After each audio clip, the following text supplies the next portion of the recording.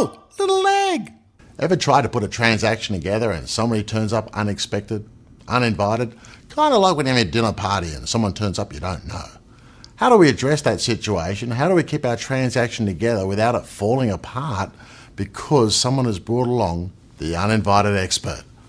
What you're going to find is people will come in and you'll be chatting to Mr. and Mrs. Smith. And here you are at the table. You're chatting here, Mr. and Mrs. Smith are here, you're chatting. And then suddenly the expert walks in.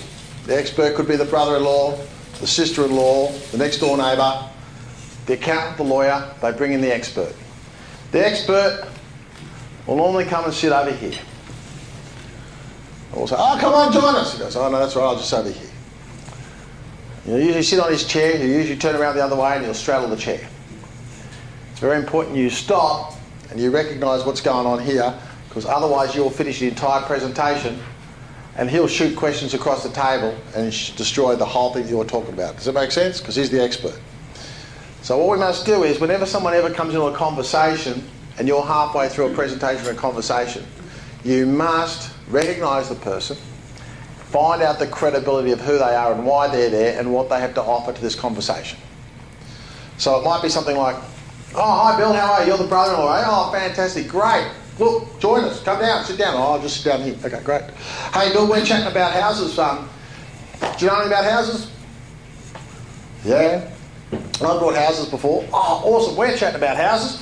So you brought a lot of houses, have you? Oh, I brought one house once.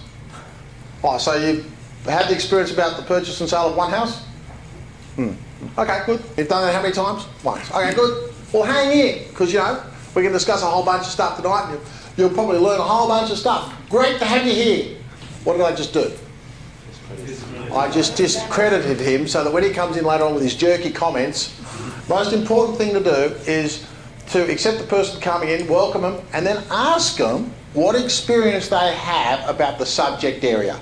And let it be recognised that they actually don't have too much. And therefore, you'll find that later on when they make any sort of comment, their comments fall on deaf ears.